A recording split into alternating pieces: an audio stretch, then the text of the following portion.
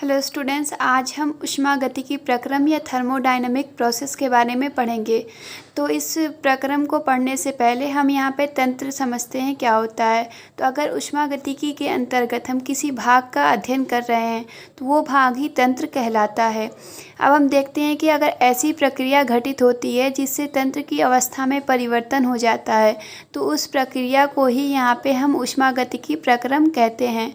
अब आगे हम ऊष्मागतिकी प्रक्रम के टाइप्स देखेंगे। फर्स्ट टाइप हम यहाँ देखते हैं समतापी प्रक्रम। तो इसके नाम से ये क्लियर है कि इस प्रक्रम में जो ताप होगा वो समान होगा या फिर हम कह लें कि स्थिर होगा। तो डिफिनीशन हम दे सकते हैं कि स्थिर ताप पर घटित होने वाले प्रक्रम को समतापी प्रक्रम कहते हैं। तो चूँकि हम यहाँ देख रहे हैं कि ताप स्थिर है या फिर हम ये कहें कि तंत्र के ताप में कोई परिवर्तन नहीं हो रहा है, तो इसको हम सांकेतिक रूप में या गणितीय रूप में लिखना चाहें तो इस तरीके से लिखेंगे। चूँकि ताप जो है उसको हम टी से दिखाते हैं और परिवर्तन दिखाने के लिए हम डेल्टा का यूज़ करते हैं। तो यहाँ डेल्टा टी यानी ताप परिवर्तन नहीं हो रहा है या फिर ये कहें कि ये शून्य होगा, तो डेल्टा टी बराबर 0 ये इसका सांकेतिक रूप हो जाएगा। सेकंड है रुद्धोष्म प्रक्रम। तो इसमें हम देख रहे हैं कि जो तंत्र और परिवेश है उनके बीच ऊष्मा का आदान प्रदान नहीं होता है। मतलब तंत्र परिवेश से ना तो ऊष्मा लेता है ना ही उसको ऊष्मा देता है। तो जब वो ऊष्मा ना ले रहा है ना दे रहा है तो हम देख सकते हैं कि तंत्र की ऊष्मा में कोई परिवर्तन नहीं होगा। या इसको हम सांकेतिक रूप में लिखें तो हम इस तरीके से लिखेंगे कि जो कि ऊष्मा को क्यू से दिखाते हैं, स्मॉल क्यू से, और परिवर्तन के लिए हम डेल्टा यूज़ करेंगे तो डेल्टा क्यू बराबर 0 हो जाएगा। अगला है समदाबी प्रक्रम। तो इसमें हम देख रहे हैं कि प्रक्रम में जो दाब होगा वो स्थिर होगा या फिर हम ये कह सकते हैं कि तंत्र के दाब में कोई परिवर्तन नहीं होगा। तो दाब को हम पी से दिखाते हैं और परिवर्तन के लिए डेल्टा यूज़ करेंगे तो दाब परिवर्तन यहाँ पे नहीं हो रहा है यानी शून्य हो जाएगा। तो डेल्टा पी = 0 प्राप्त होगा। अगला है सम आयतनिक प्रक्रम, यानी इस प्रक्रम में जो आयतन होगा वो समान होगा या फिर स्थिर होगा। तो इस तरीके से हम देख सकते हैं कि जो तंत्र होगा उसके आयतन में परिवर्तन नहीं होगा। चूँकि आयतन को v से प्रदर्शित करते हैं इसलिए जो आयतन परिवर्तन है यानी डेल्टा v होगा वो शून्य होगा यानी = 0। पांचवा हम देखते हैं चक्रीय प्रक्रम। तो मान लेते हैं एक तंत्र है जो एक प्रारंभ अवस्था में जिसको हम 1 से प्रदर्शित कर रहे हैं, फिर इस अवस्था से इसमें प्रक्रम में अवस्था में परिवर्तन होता है। तो यहाँ पहली अवस्था से तंत्र दूसरी अवस्था में चला गया, फिर इसकी अवस्था में और परिवर्तन हुआ तो ये दूसरी से तीसरी अवस्था में चला गया, फिर मान लीजिए तीसरी से चौथी अवस्था में चला आया, और फिर अगर ये चौथी अवस्था से फिर पहली अवस्था में वापस लौट आए तो यानी हम ये कहें कि जो तंत्र है, तंत्र की प्रारंभिक अवस्था और तंत्र की अंतिम अवस्था, ये दोनों अवस्था ही अगर सेम हो तो उस कंडीशन में उस प्रक्रम को हम चक्रीय प्रक्रम कहते हैं। चक्रीय प्रक्रम के केस में हम देख रहे हैं कि तंत्र की अवस्था में कोई परिवर्तन नहीं हो रहा है।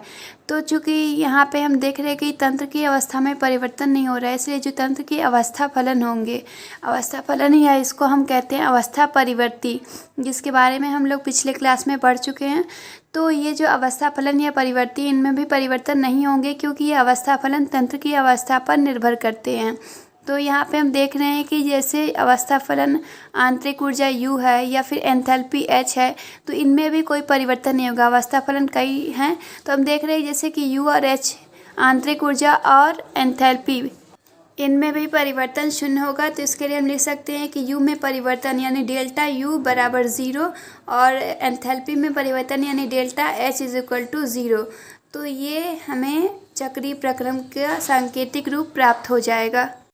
अभी हमने प्रक्रमों के जितने प्रकार पढ़े हैं उसके अतिरिक्त हम सभी प्रक्रमों को 2 भागों में बांट सकते हैं, एक उत्क्रमणीय और दूसरा है अनुत्क्रमणीय। मतलब सभी प्रक्रम या तो उत्क्रमणीय होंगे या फिर वे अनुत्क्रमणीय होंगे। तो फर्स्ट हम देखते हैं उत्क्रमणीय प्रक्रम क्या है। तो ये प्रक्रम जो होते हैं वो अत्यंत मंद गति से प्रारंभ होते हैं और साथ ही साथ ये प्रक्रम कई चरणों में संपन्न होते हैं। मान लेते हैं एक तंत्र है जो कि एक प्रारंभिक अवस्था में जिसको हम 1 से प्रदर्शित कर रहे हैं।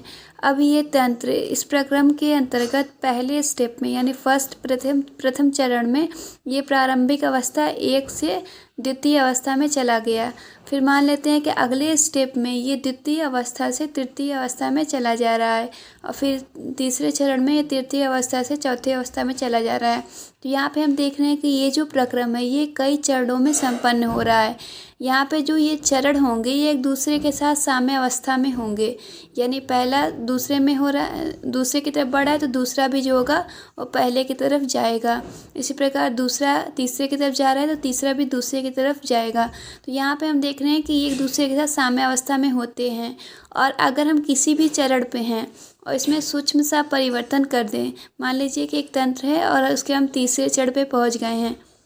अब यदि यहाँ पे हम सूक्ष्म परिवर्तन कर देते हैं तो यहाँ से हम इसके द्वितीय चरण को प्राप्त कर सकते हैं। मतलब कि हम उसके पूर्व चरण को प्राप्त करने के लिए किसी भी चरण में हैं और उसके पूर्व चरण को प्राप्त करने के लिए हमें बस यहाँ पे सूक्ष्म सा परिवर्तन करना होगा और हमें वो चरण प्राप्त हो जाएगा। सेकेंड है अनुत्क्रमणीय प्रक्रम। तो इसमें एक तंत्र है जो एक अवस्था में स्थित है, उसको हम प्रारंभिक अवस्था कह रहे हैं।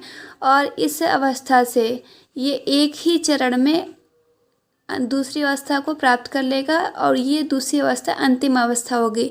यानी इस पूरे प्रक्रम में केवल 2 ही अवस्था होगी और ये अवस्था जो होगी वो केवल एक ही चरण में प्राप्त करेगा। एक ही चरण में, इसमें हम देख रहे हैं कई स्टेप है, कई चरण है, लेकिन यहाँ पे केवल एक ही चरण होगा।